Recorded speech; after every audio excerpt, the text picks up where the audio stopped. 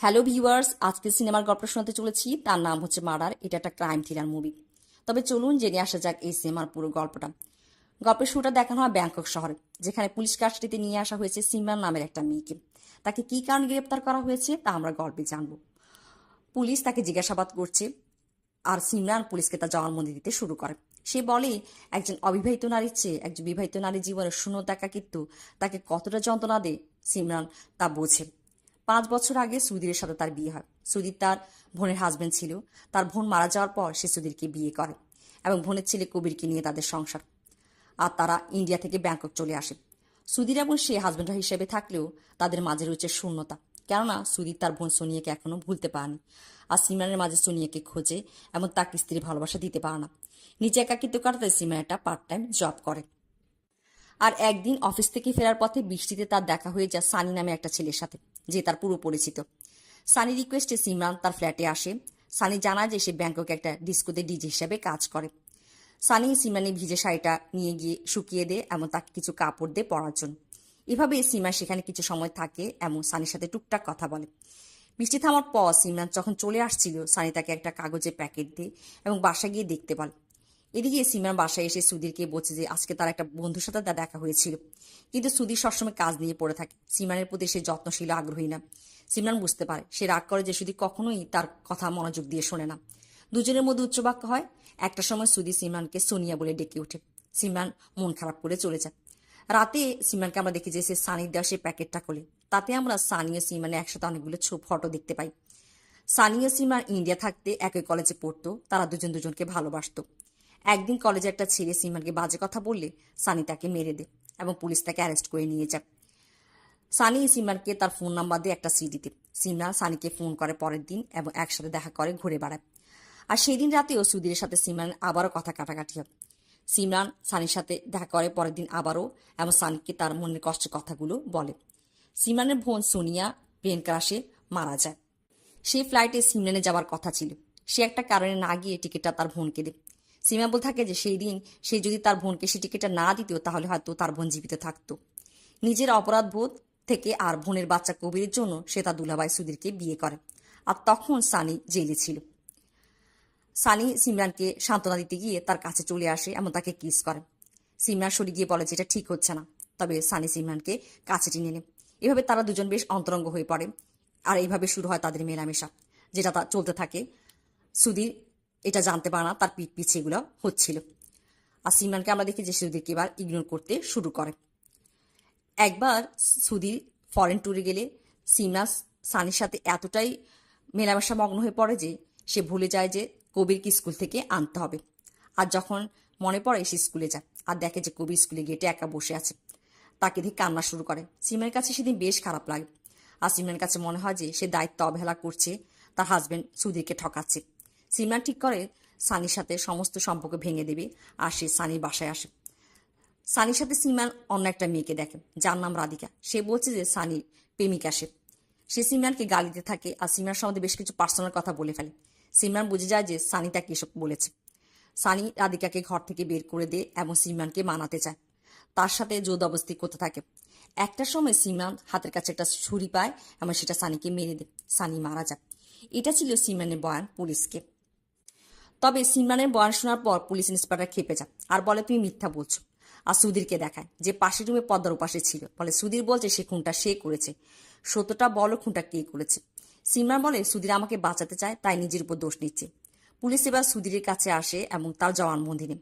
Police বলে আপনার কাছে কখন সিমরানকে সন্দেহ হয়। সুধীর বলতে শুরু করে, একদিন সে সিমরানকে ডিনারে যেতে চায় বা সিমরান মানা করে দেয়। কিন্তু সিমরানই সবসময় সুধীরকে বলতো যে সুধীর তাকে সময় দেয় না। সিমরান সুধীরকে বলে যে সে ড্যান্টিস্টের কাছে যাবে। সুধীরের সন্দেহ হয়, সে ড্যান্টিস্টকে ফোন করে আর জানতে পারে যে সিমরান মিথ্যা বলছে। এরপর বেশ কয়েকবার এমন হয় আর সিমরান তাকে এভাবে ইগনোর করতে থাকে। আর সুধীর ফরেন ট্যুরে যাওয়ার আগে ডিটেকটিভ হায়ার করে। আর সে ফিরে আসলে ডিটেকটিভ সানি আর সিমরানের একসাথে বেশ কিছু ছবি তুলে যা সুধীরকে দেয়। তবে ডিটেকটিভ তাকে এই কথা বলে যে সানি এভাবে মেয়েদেরকে ফাঁসায়, অন্য মেয়েদের সাথেও তার সম্পর্ক আছে। সিমরানকেও সে ফাঁসিয়েছে।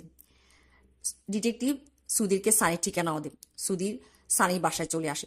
সেই দিনই সিমরান সানির সাথে ব্রেকআপ করেছিল। সিমরান সানিকে মারেনি। সুধীর সানির কাছে আসে এবং তাকে সিমরান থেকে দূরে থাকতে বলে। সানি সুধীরকে বলে যে সে সিমরানকে সেই সুখ দিতে পারে না যা সানি দিতে পারে, আর এই জন্যই সিমরান তার কাছে আসে। আরও কিছু কথা বলে। সুধীর আগে ফেটে পড়ে আর সানিকে মারতে শুরু করে। দুজনে লড়াই শুরু হয়। একটা সময় সানি মাটিতে লুটিয়ে পড়ে। সুধীরের মনে হয় যে সানি মারা গেছে। এরপর সুধীর সানিকে একটা কার্পেটে পেঁচিয়ে গাড়ির পেছনে তুলে নিয়ে আসে, গ্যারেজে রেখে দেয় এবং রাতে বাসার পাশে একটা জায়গায় কবর দিয়ে দেয়। সানি নিখোঁজ হওয়ার 3 দিন পর পুলিশ সানির গার্লফ্রেন্ড রাধিকার রিপোর্ট তল্লাশি করতে করতে সিমরানের কাছে চলে আসে। সিমরান বলে যে সানির সাথে তার কোনো তেমন সম্পর্ক ছিল না। তবে পুলিশ সিমরানের বাসায় সেই সিডিটা পেয়ে যায় যাতে সানি সিমরানকে তার ফোন নাম্বার দিয়েছিল। পুলিশ সিমরানকে সন্দেহ করে ফেলে। এদিকে বাসায় সিমরান ডিটেকটিভের তোলা তার আর সানির ছবিগুলো দেখে ফেলে। ওদিকে অফিসে সুধীরের কাছে একটা অ্যালবাম আসে, যাতে সে যখন সানিকে দাফন করছিল তখনকার তোলা কয়েকটা ফটো। সুধীর বেশ চিন্তায় পড়ে যায়। বাসায় আসলে সিমরান তাকে জিজ্ঞাসা করে সানি নিখোঁজ, সুধীর তার সাথে কিছু করেনি তো? সুধীর রেগে গিয়ে সিমরানের উপর হাত তোলে আর বলে এখনও সে সানিকে নিয়ে চিন্তা করছে, সুধীরের জন্য তার কোনো ফিলিংস নেই। এসব বলে তার ফার্স্ট এসে সিমরানের উপর ছাড়ে। সুধীর ড্রয়িং রুমে বসেছিল, তখন একটা লোডার এসে জানালার কাঁচ ভেঙে ফেলে আর তার সামনে সেই কার্পেটটা ছুঁড়ে মারে, যে কার্পেট দিয়ে সে সানির মরা দেহটা পেঁচিয়েছিল। তবে তাতে সানির দেহ নেই, কাপড় আছে। সুধীর বুঝতে পারে যে কেউ তাকে ব্ল্যাকমেল করতে চাইছে। সে দৌড়ে সেই জায়গায় আসে যেখানে সে সানিকে কবর দিয়েছিল।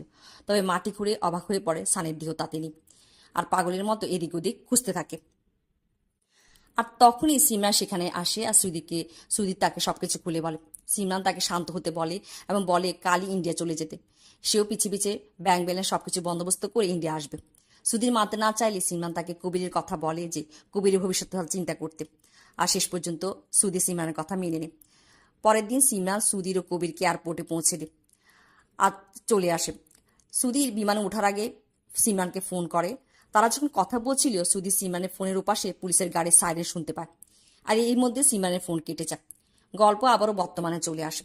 সুধীর পুলিশকে বলে যে সে বুঝে ফেলেছিল যে পুলিশ সিমরানকে অ্যারেস্ট করার জন্য তার পিছু নিয়েছে, তাই সে ফ্লাইট না চড়ে পুলিশের স্টেশনে চলে আসে।